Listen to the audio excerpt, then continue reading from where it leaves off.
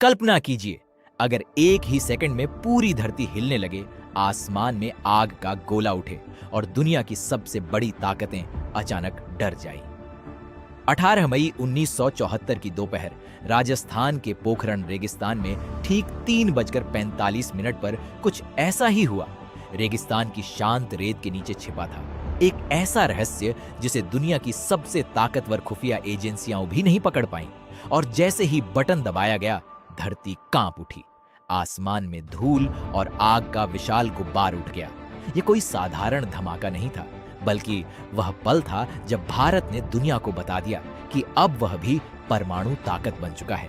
लेकिन इस कहानी की शुरुआत उस धमाके से नहीं, बल्कि कई साल पहले द्वितीय विश्व युद्ध से होती है, जब 1945 में अमेरिका ने जापान के हिरोशिमा और नागासाकी पर लिटिल बॉय और फैट मैन नाम के परमाणु बम गिराए और कुछ ही सेकंड में पूरे शहर राख में बदल गए। लाखों लोग मारे गए और दुनिया ने पहली बार परमाणु शक्ति का असली खौफ देखा। उसी दिन दुनिया समझ गई कि आने वाले समय में जो देश परमाणु ताकत रखेगा, वही असली सुपर पावर बनेगा। उस समय भारत आजाद भी नहीं हुआ था, लेकिन भारत के नेताओं और वैज्ञानिकों ने भविष्य को समझ लिया था। 1947 में जब भारत आजाद हुआ, तो देश के पहले प्रधानमंत्री जवाहरलाल नेहरू ने विज्ञान और तकनीक को देश की ताकत बनाने का फैसला किया और इसी मिशन के लिए उन्होंने महान वैज्ञानिक होमी जहांगीर भाभा को भारत के परमाणु कार्यक्रम की जिम्मेदारी दी। भाभा ने भारत में परमाणु अनुसंधान की नींव रखी और धीरे धीरे भारत ने चुपचाप अपने परमाणु सपने को आकार देना शुरू कर दिया। लेकिन रास्ता आसान नहीं था, क्योंकि उस समय दुनिया की बड़ी ताकतें अमेरिका, सोवियत यूनियन, ब्रिटेन और बाद में फ्रांस और चीन परमाणु हथियार बना चुके थे और वे नहीं चाहते थे कि कोई नया देश इस क्लब में शामिल हो। इसी बीच 1962 में चीन के साथ युद्ध हुआ, जिसने भारत को झकझोर कर रख दिया और फिर 1964 में चीन ने अपना पहला परमाणु परीक्षण कर दिया। ये भारत के लिए एक बड़ा खतरा था और तभी भारत के नेताओं को महसूस हुआ कि अगर देश को सुरक्षित रखना है तो हमें भी परमाणु क्षमता हासिल करनी ही होगी। 1965 में भारत पाकिस्तान युद्ध के बाद प्रधानमंत्री लाल बहादुर शास्त्री ने भारत के परमाणु कार्यक्रम को आगे बढ़ाने का फैसला लिया। लेकिन किस्मत ने एक और झटका दिया, क्योंकि 1966 में वैज्ञानिक होमी भाभा की एक रहस्यमयी विमान दुर्घटना में मौत हो गई और उसी महीने लाल बहादुर शास्त्री की भी ताशकंद में अचानक मृत्यु हो गई।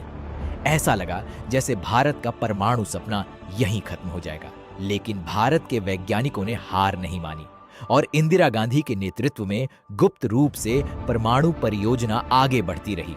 इस मिशन को इतना गुप्त रखा गया कि अमेरिका की CIA जैसी खुफिया एजेंसियां भी इसकी भनक नहीं लगा सकीं। कई सालों तक वैज्ञानिकों ने राजस्थान के तपते रेगिस्तान में दिन रात मेहनत की और आखिरकार 18 मई 1974 का दिन आया, जब पोखरण की जमीन के नीचे इतिहास लिखा जाने वाला था। जैसे ही विस्फोट हुआ, भारत दुनिया का छठा परमाणु शक्ति संपन्न देश बन गया और इस परीक्षण को स्माइलिंग बुद्धा नाम दिया गया। जब यह खबर दुनिया तक पहुंची तो अमेरिका, कनाडा और कई पश्चिमी देशों में हलचल मच गई। कुछ देशों ने भारत पर प्रतिबंध लगाने की धमकी दी, क्योंकि उन्हें डर था कि अब दुनिया में परमाणु शक्ति का संतुलन बदल जाएगा। लेकिन भारत ने साफ कहा कि उसका परमाणु कार्यक्रम किसी पर हमला करने के लिए नहीं, बल्कि अपनी सुरक्षा के लिए है।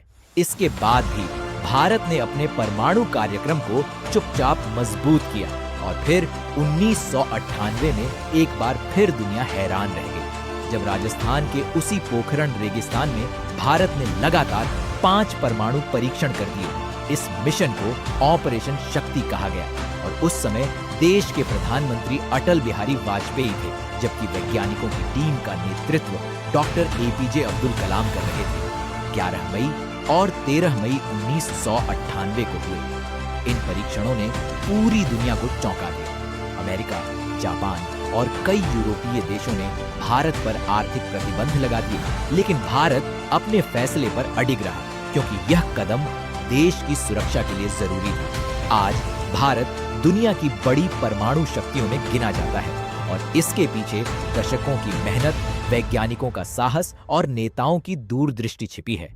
यह सिर्फ एक परमाणु बम की कहानी नहीं, बल्कि उस आत्मविश्वास की कहानी है जिसने भारत को दुनिया के सामने एक मजबूत और आत्मनिर्भर राष्ट्र के रूप में खड़ा कर दिया।